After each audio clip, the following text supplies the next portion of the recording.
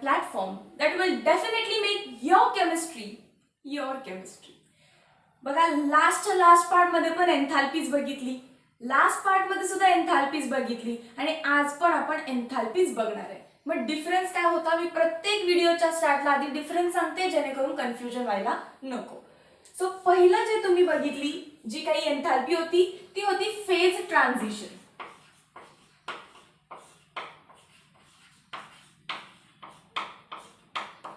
Phase transition म्हणजे काय तर फिजिकल प्रोसेस होते.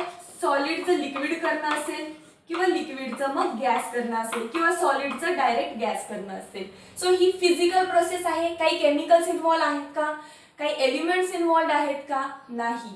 त्याच्यानंतर बघा सेकंड जी काही मी तुम्हाला शिकवली ती होती enthalpy for enthalpy changes for atomic किंवा molecular changes. Enthalpy changes for atomic किंवा मॉलिक्युलर रिॲक्शन्स म्हणा. याच्यामध्ये काय होतं एखादा स्पेसिफिक एलिमेंट होता. जसं आयोनायझेशन मध्ये काय केलं एक एलिमेंट होता गॅशियस स्टेट मध्ये त्याच्यापासून तुम्ही काय केलं फक्त एक इलेक्ट्रॉन बाहेर काढून त्या सोडियमचा आयन तयार केला.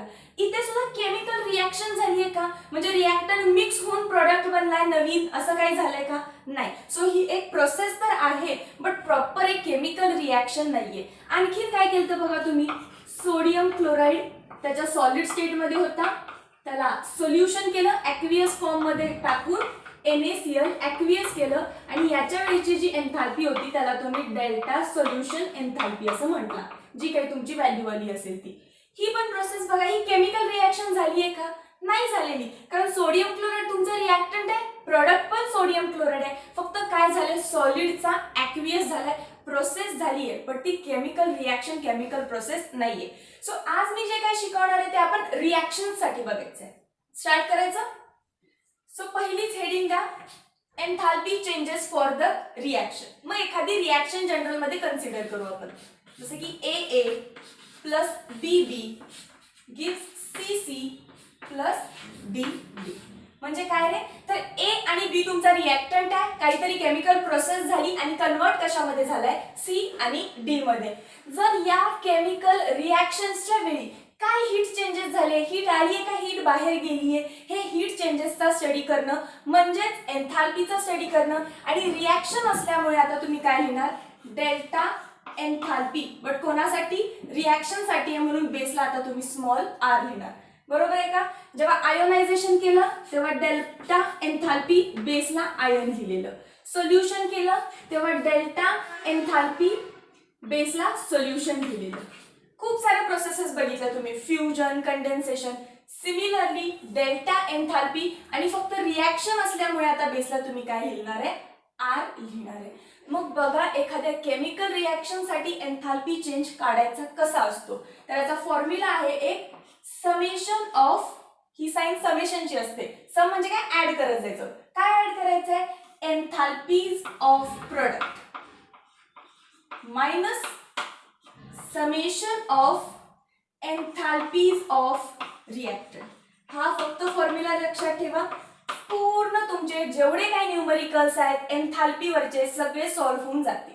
बघा आता मी काय सांगते पूर्ण रिॲक्शन बघा. आधी रिॲक्टंटच्या मी तुम्हाला एन्थाल्पीज देते म्हणजे ज्या काही गिवन असतात तुम्हाला न्यूमरिकल मध्ये. A साठी एन्थाल्पी असू दे HA, B साठी एन्थाल्पी असू दे HB. सिमिलरली प्रोडक्ट्स घेऊया. प्रोडक्ट कोण आहे C.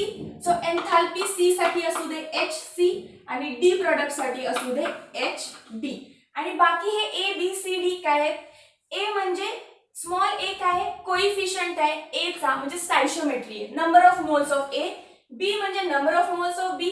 स्मॉल c म्हणजे number of moles of C आणि स्मॉल d म्हणजे number of moles of D असणार आहे. So A B C D are nothing but इथं लिहिते हवं तर A, B, C, D are nothing but stoichiometry. Stoichiometry of reactant and products. Clear झालं. आता हा जो फॉर्म्युला आहे जी इक्वेशन नंबर मी 1 म्हणते हवं तर हीच इक्वेशन आता कशी झाली बघा. एन्थाल्पी ऑफ रिॲक्शन आर दिलं बेसला इज इक्वल टू सम करायची होती कोणाच्या प्रोडक्टच्या एन्थाल्पीची. बघा प्रोडक्ट कुठे आहे इथे, त्याच्या एन्थाल्पीज 2 आहेत, दोघांची सम करा, ऍडिशन करा. कसं करणार, enthalpy of C plus enthalpy of D. Capital C आहे कॅपिटल डी आहे. Enthalpy of C enthalpy of D. Capital आहे दोन्ही पण, कारण रिॲक्टंट तुमचा कॅपिटल सी कॅपिटल डी आहे. ओके, ब्रॅकेट मध्ये या. सो पहिला टप्पा केला तुम्ही. मायनस परत सम करायचे, कोणाची समेशन करायचे, रिॲक्टंटच्या एन्थाल्पीची. चला करा, रिॲक्टंटचे एन्थाल्पीज कुठे आहेत, इथे. कोण कोण आहे, एच ए आहे, एच बी आहे, पण यांचं काय करायचं तुम्हाला, समेशन. सो मध्ये मी प्लसची साइन दिली आणि समेशन ऑफ प्रोडक्टची एन्थाल्पी मायनस समेशन ऑफ रिॲक्टंटची एन्थाल्पी तुम्ही केली. हे करत असताना त्याचे जे काही नंबर ऑफ मोल्स आहेत, जी काही त्याची स्टॅइशियोमेट्री आहे, त्यांनी तुम्हाला मल्टिप्लाय करायचंय. बघा मी वेगळ्या चॉकनी करते, जसं की इथे कशाने मल्टिप्लाय करणार, स्मॉल सी, इथे कशाने मल्टिप्लाय करणार, स्मॉल डी, इथे कशाने मल्टिप्लाय करणार, स्मॉल ए, आणि इथे मल्टिप्लाय करणार स्मॉल बी ने. सो तुम्ही ऍड केलं, बट त्याच्या स्टॅइशियोमेट्री सोबत केलं. आता यामध्ये जर तुम्हाला व्हॅल्यूज दिल्या असतील न्यूमरिकल मध्ये, एच सी ची व्हॅल्यू दिली असणार, एच डी ची दिली असणार, एच ए ची दिली असणार, एच बी ची दिली असणार, एबीसीडी तर रिॲक्शन बघूनच कळणार आहे तुम्हाला काय आहेत ते. तर तुम्ही एखाद्या दिलेल्या रिॲक्शनसाठी आरामात एन्थाल्पी काढू शकाल. येस, सो हे होतं enthalpy for a chemical reaction. कोणतीही रिॲक्शन दिली असणार आहे तुम्हाला, एक एक्झाम्पलच घेऊन दाखवते. जर घ्या एक्झाम्पल, मिथेन मॉलिक्यूल आहे, ओके, त्याचं ऑक्सिडेशन करूया आपण. काय होईल सांगा, मिथेनचं ऑक्सिडेशन केल्यानंतर तुम्हाला कार्बन डायऑक्साइड प्लस वॉटर भेटेल. Carbon dioxide plus water. आता ही रिॲक्शन बॅलन्स्ड नाहीये, मला बघून कळालं बॅलन्स नाहीये, कारण O2 आहे फक्त माझ्या रिॲक्टंट साइडला, पण प्रोडक्ट मध्ये बघा O2 अधिक 1 किती झाले, 3, म्हणजे बॅलन्स नाहीये. सो ही रिॲक्शन बॅलन्स कशी होते, methane plus 2O2 gives carbon dioxide plus 2 water molecule. Check करा, 1 कार्बन 1 कार्बन, 4 हायड्रोजन, 2 2 जा 4 हायड्रोजन, किती झाले तर ऑक्सिजन 4, इथे सुद्धा 4 झाले. सो आता ही रिॲक्शन बॅलन्स झाली. प्लस तुमचा मिथेन कसा असतो, गॅस आहे, प्लस ऑक्सिजन कसा असतो, गॅशियस फॉर्म मध्ये असतो, कार्बन डायऑक्साइड गॅशियस फॉर्म मध्ये आहे, आणि वॉटर पण तुमचं कसं आहे, लिक्विड फॉर्म मध्ये असतं, ते लिक्विड फॉर्म मध्ये. सो ही आता झाली तुमची बॅलन्स्ड केमिकल इक्वेशन. ही रिॲक्शन होत असताना जे काही एनर्जी चेंजेस झाले किंवा एन्थाल्पी चेंजेस झाले, हीट चेंजेस झाले, त्याला मी कशाने रिप्रेझेंट केलं बघा, enthalpy of reaction is equal to, तुम्हाला जी काही व्हॅल्यू येईल ती लिहायची किलो जूल मोल इनवर्स मध्ये. कशामध्ये लिहिणार तुम्ही, किलो जूल मोल इनवर्स. जर ही व्हॅल्यू काढायला सांगितली असेल तर कशी काढणार आपण, enthalpy of reaction is equal to summation of enthalpy of product minus summation of enthalpy of reactant. Product minus रिॲक्टंटच करायचं. ठीक आहे, चला करूया. प्रोडक्ट कोण कोण आहेत तुमच्याकडे, कार्बन डायऑक्साइड आणि वॉटर आहे, म्हणजे मी काय करणार, एन्थाल्पी ऑफ, पहिलं कोण आहे, कार्बन डायऑक्साइड, प्लस, पण या कार्बन डायऑक्साइडचा नंबर ऑफ मोल काय लिहिलेला आहे, म्हणजे काय आहे 1, तर 1 नी याला मल्टिप्लाय करायचं. 1 into enthalpy of carbon dioxide plus 2 into enthalpy of water, add केलं, ब्रॅकेट मध्ये ठेवा, मायनस रिॲक्टंट कोण कोण आहेत बघा, methane molecule, 1 into enthalpy of methane molecule plus 2 into enthalpy of oxygen, 2 into enthalpy of oxygen. So बाकी तुम्हाला हे enthalpy of CO2, enthalpy of H2O, enthalpy of methane आणि एन्थाल्पी ऑफ O2 दिलेलं असणार आहे. सो फक्त तुम्ही मॅथ्स करायचं, 1 इंटू ती व्हॅल्यू, मॅथमॅटिकल कॅल्क्युलेशन केलं की तुम्हाला एन्थाल्पी ऑफ रिॲक्शन्सची व्हॅल्यू इथे भेटून जाईल. आता जी व्हॅल्यू तुमच्या टेक्स्टबुक मध्ये दिली आहे ती किती आहे बघा, -890 kilo joule mole inverse. Enthalpy of रिॲक्शनचं युनिट किलो जूल आहे, किलो जूल पर मोल नाहीये. पर मोल मी रफ केलं, कारण जी काही तुमची रिॲक्शन असेल ही माहिती नाही 1 मोल साठी की 2 मोल साठी, so it will give you kilo joule. Reaction balance केल्यानंतर इथे 1 येईल 2 येईल, you don't know. So per mole ह्याची काही गरज नाही, you have to write only kilo joule. But बाकी हा सगळं आपण बघितलेलं तिथं काय होतं, किलो जूल मोल इनवर्स होतं. आणि काय आहे एन्थाल्पी ऑफ रिॲक्शन साठीचे युनिट काय आहे किलो जूल आहे. ओके आय गेस आता स्क्रीनशॉट झाला असेल.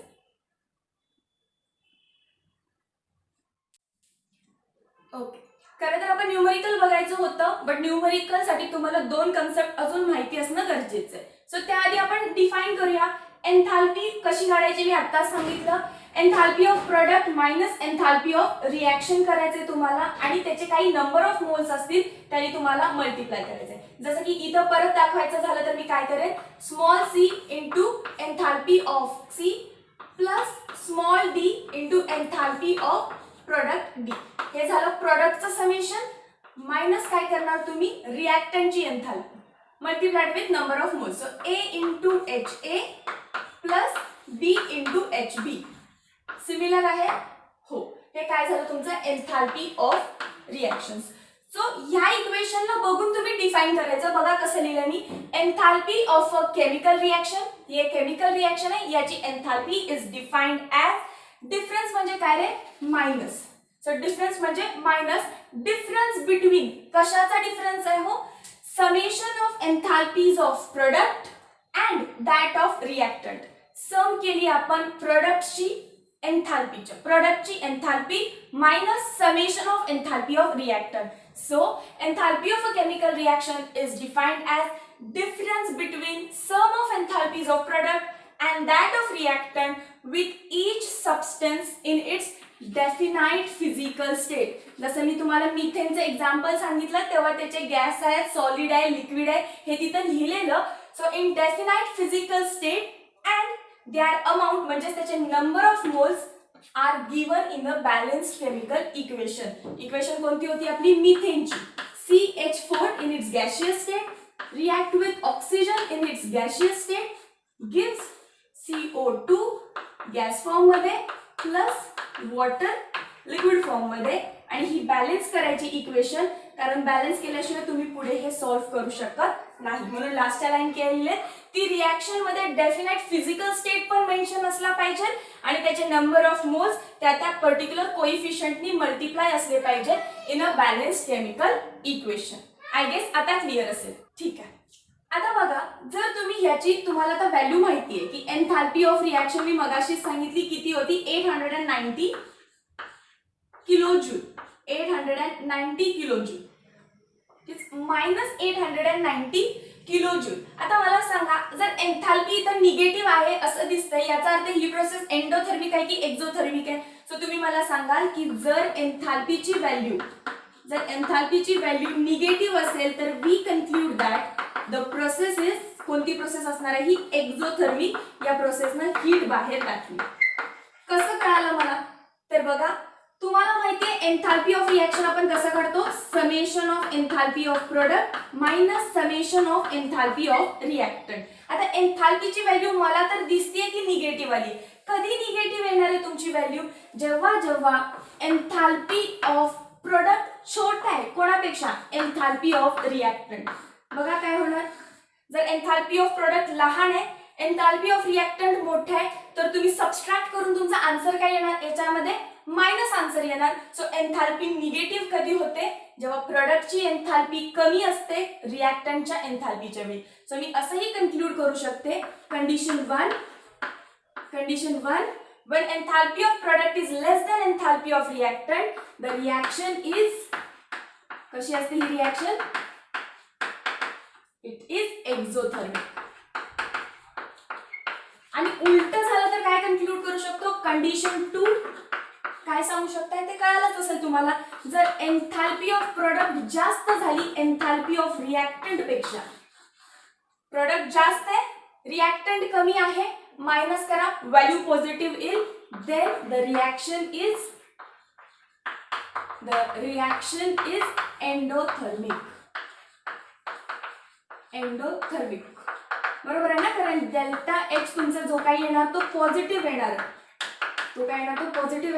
जर पॉझिटिव्ह येत असेल तर तुमची रिॲक्शन ही एंडोथर्मिक रिॲक्शन आहे. टेक्स्टबुक मध्ये आता दोन रिॲक्शन्स आहेत एक N2O ची आहे एक KClO3 ची आहे. दोघांच्या व्हॅल्यूज दिलेत त्याच्यावरून तुम्ही डिटरमाइन करा की ती एक्झोथर्मिक आहे की एंडोथर्मिक आहे. मी मूव्ह करते पुढच्या पॉइंटकडे तुम्ही तोपर्यंत स्क्रीनशॉट करून घ्या.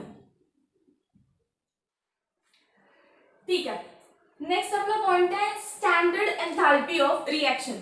मगाचा पॉइंट होता एन्थाल्पी ऑफ रिॲक्शन, फक्त आता वर्ड आलाय स्टँडर्ड. काही नाही, मगाशी जे केलं enthalpy of product minus enthalpy of reactant same करायचंय. मग मॅम हा वर्ड स्टँडर्ड का आला? तर बघा, नॉर्मल म्हणजे आता रूम टेम्परेचर काय आहे तुमचं, तर ऑन अन ॲव्हरेज आपण कन्सिडर करतो it is 25 degree Celsius. So आता टेम्परेचर काय सांगू शकता मी, तर इट इज 25 डिग्री सेल्सिअस. तुम्ही केल्विन मध्ये कन्वर्ट करा, इट इज 298 केल्विन. आणि प्रेशर इज 1 बार किंवा 1 एटमॉस्फेरिक प्रेशर. सो 1 बार किंवा 298 केल्विनला तुमचा प्रत्येक एलिमेंट कोणत्या स्टेट मध्ये असतो, जसे की वॉटर काय असणार आहे, लिक्विड असणार आहे. अल्कोहोल काय असणार आहे, लिक्विड असणार आहे. Calcium carbonate solid. Calcium carbonate काय असतो, सॉलिड. कार्बन डायऑक्साइड काय असतो, गॅस. हायड्रोजन काय असतो, H2 गॅस. मर्क्युरी काय असते, लिक्विड. सोडियम काय असतो, सॉलिड. कार्बन काय असतो, ग्राफाइट म्हणजे सॉलिडच्या फॉर्म मध्ये असतो. सो पर्टिक्युलर टेम्परेचर आणि ते पण किती 298 केल्विन आणि पर्टिक्युलर प्रेशर किती 1 बार ॲटमॉस्फिअर. सो या दोन कंडिशन्सला, या टेम्परेचरला, या प्रेशरला प्रत्येक एलिमेंट किंवा कंपाऊंड कोणत्या स्टेटमध्ये, सॉलिड आहे, गॅस आहे की लिक्विड आहे, ते तुम्ही फाइंड केलं. ती पर्टिक्युलर स्टेट म्हणजे आता काय असणार आहे, H2 इन गॅशियस स्टेट म्हणजे standard state of hydrogen. Mercury liquid state मध्ये म्हणजे मर्क्युरीची लिक्विड स्टेट ही स्टँडर्ड स्टेट आहे. पाण्याची लिक्विड स्टेट ही स्टँडर्ड स्टेट आहे. इथेनॉल म्हणजे अल्कोहोलची लिक्विड स्टेट ही स्टँडर्ड स्टेट आहे. सो लक्षात आलं व्हॉट इज स्टँडर्ड स्टेट.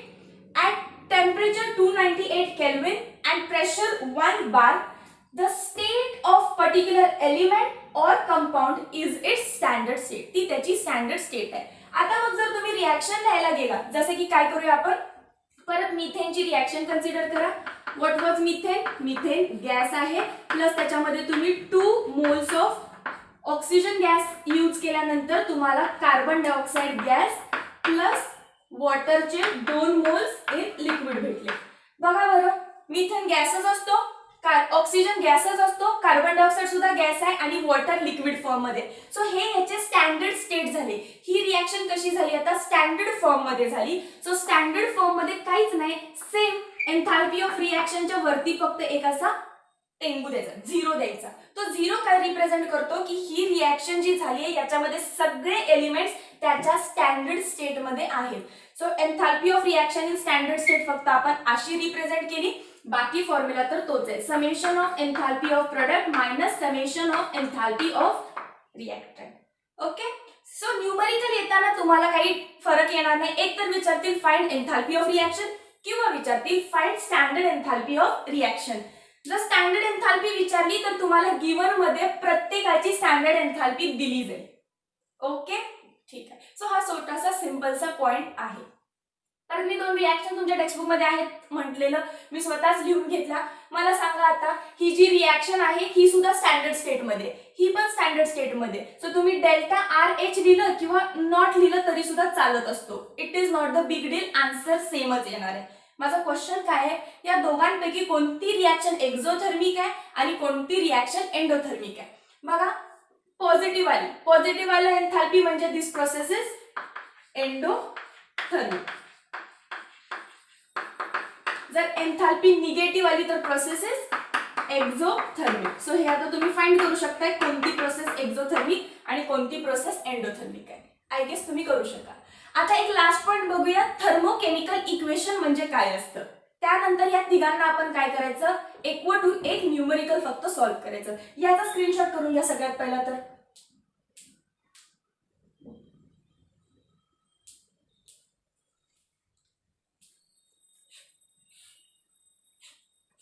पॉइंटचं नाव आहे representation of a thermochemical equation.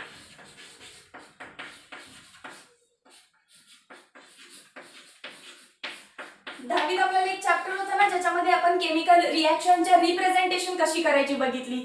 इकडे रिॲक्टंट लिहायचे, ॲरो लिहायचा, मग प्रोडक्ट लिहायचे, ती रिॲक्शन बॅलन्स करायची. सो ही नॉर्मल इक्वेशन तुम्ही बॅलन्स करून आले दहावीत.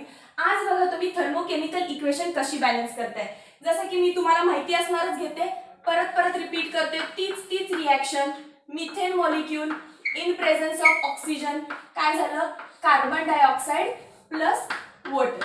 आता ही रिॲक्शन बॅलन्स आहे का? नाही. तर ही रिॲक्शन एका पर्टिक्युलर फॉर्मॅट मध्ये तुम्हाला रिप्रेझेंट करावी लागते. कशी? 5 पॉइंट मध्ये सांगते बघा. फर्स्ट पॉइंट आहे तुमचा, reaction must be balanced. Reaction must be balanced. पहिलं तर या रिॲक्शनला आता तुम्ही बॅलन्स करा. आपण ऑलरेडी केले ना. काय असतं? 2O2 असतं आणि 2 वॉटर मॉलिक्यूल. आता ही रिॲक्शन बॅलन्स झाली. मग बॅलन्स झाली म्हणून इथं सोडायचं नाही. Point number 2, write down the phase किंवा स्टेट. फेज किंवा काय लिहायचं? State of individual reactant and product. Write down the phase. प्रत्येक याची फेज लिहायची. Individual reactant product. मिथेन कसा असतो? गॅसियस फॉर्म मध्ये. ऑक्सिजन कोणत्या फॉर्म मध्ये? गॅस फॉर्म मध्ये. कार्बन डायऑक्साइड गॅस फॉर्म मध्ये आणि वॉटर लिक्विड फॉर्म मध्ये. सो सेकंड स्टेप तुम्ही क्लिअर केली. थर्ड स्टेज आपल्याला काय सांगते? तर राईट द एन्थाल्पी चेंजेस किंवा write the enthalpy of reaction. Enthalpy changes म्हटलं तरी चालेल. Enthalpy of reaction on right hand side. RHS of reaction. जी काही तुम्ही रिॲक्शन लिहिली आहे त्याच्या राईट हँड साइडला तुम्हाला एन्थाल्पी लिहायची आहे. कुठली राईट हँड साइड आहे? ही. सो काय लिहिणार? Enthalpy of reaction is equal to -890 kilo joule. मग काय लिहिणार मी? On right hand side with appropriate sign, कारण साइन महत्वाची आहे. With appropriate sign and units. हे मी माझ्या सिंपल भाषेत तुम्हाला रूल्स करून द्यायला लागले. टेक्स्टबुक मध्ये तुम्हाला फार कॉम्प्लिकेटेड दिलंय. एन्थाल्पी ऑफ रिॲक्शनची साइन आणि युनिट प्रॉपर पाहिजे. साइन काय सांगणार आहे तुम्हाला? वेदर इट इज एंडोथर्मिक का एक्झोथर्मिक. म्हणून साइन ॲप्रोप्रिएट पाहिजे, युनिट ॲप्रोप्रिएट पाहिजे. सो स्टेप तुमची 3 कव्हर झाली. फोर्थ रूल तुम्हाला सांगतोय की वरती लिहिते. Rule number 4. रूल नंबर 4 काय सांगतोय? या बॅलन्स्ड केमिकल इक्वेशन मध्ये जी काही तुम्ही एन्थाल्पीची व्हॅल्यू दिली आहे ती काय इंडिकेट करते बघा. The enthalpy value written on, की जी काही तुम्ही आत्ताच राईट हँड साइड वर लिहिली, रिटन ऑन RHS रिप्रेझेंट. ही काय सांगते? Represent that the reaction proceeds in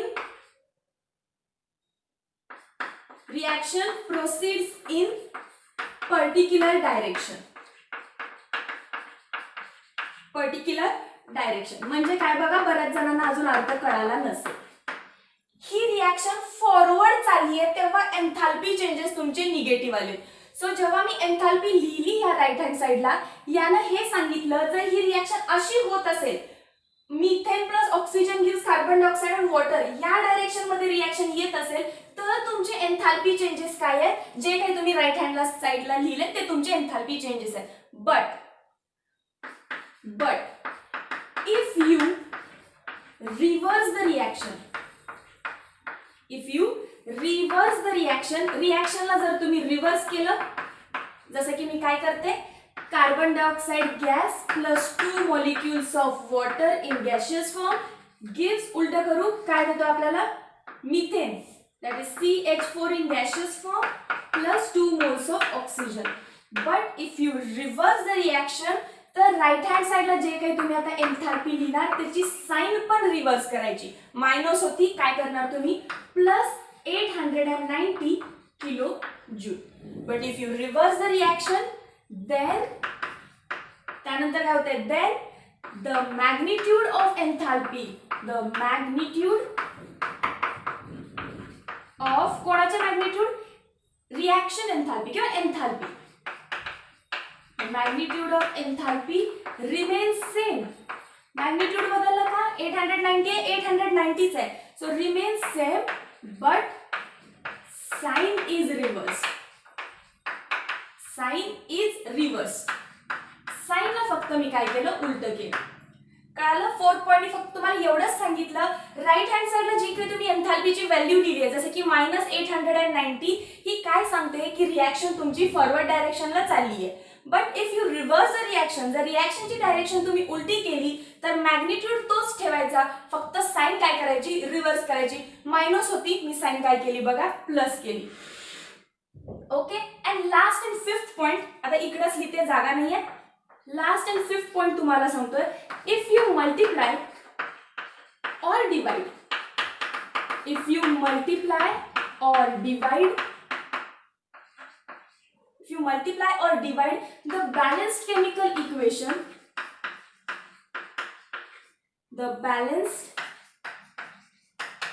chemical equation by any number,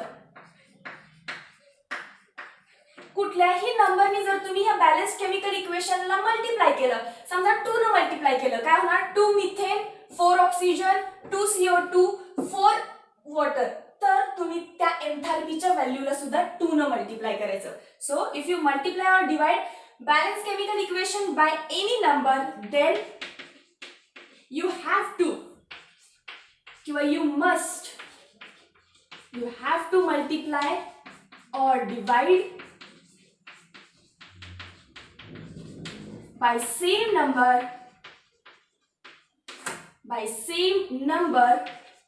to the enthalpy value,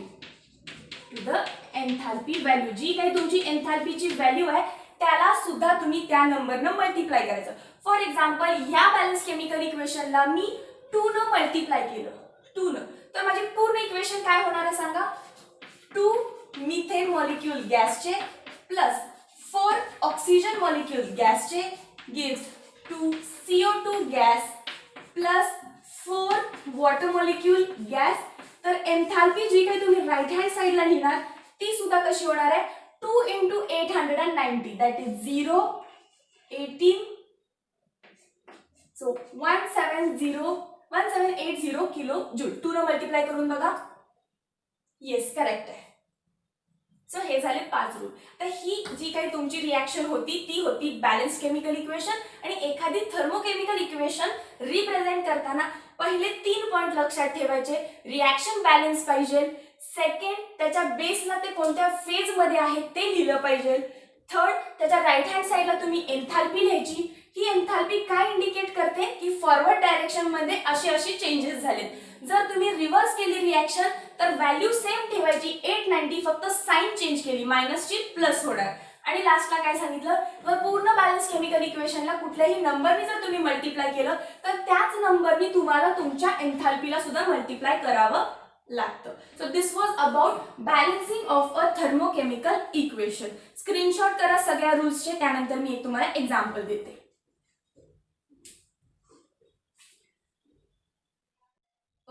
बघा एक्झाम्पल सोपं आहे, तुम्हाला ऑलरेडी सांगितलंय गिव्हन थर्मोकेमिकल इक्वेशन, म्हणजे ही थर्मोकेमिकल इक्वेशन आहे, म्हणजे बॅलन्स्ड आहे, प्रॉपर वे मध्ये लिहिलेली आहे. बघा बॅलन्स पण असणार आहे, गॅशियस स्टेट मध्ये पण आहे, राईट हँड साइडला तुम्हाला एन्थाल्पी सुद्धा दिसते. हा काय जो मी इथे नॉट लिहिलाय, हा जो 0 लिहिलाय, हा काय दाखवतं, it is in standard state. This is enthalpy of reaction for the standard states. Standard state म्हणजे काय, हा प्रत्येक 1 बार प्रेशर आणि 298 केल्विनला याच फेज मध्ये असणार, गॅस तर गॅस, लिक्विड तर लिक्विड. आता तुम्हाला ही थर्मोकेमिकल इक्वेशन दिली आहे आणि तुम्हाला काय विचारलंय, राइट थर्मोकेमिकल इक्वेशन कधी, when coefficient of substance is multiplied by 2. ही पूर्ण रिॲक्शन जर तुम्ही 2 न मल्टिप्लाय केली तर तुमची थर्मोकेमिकल इक्वेशन काय होणार हे तुम्हाला सांगायचंय. चला मग आन्सर करूया.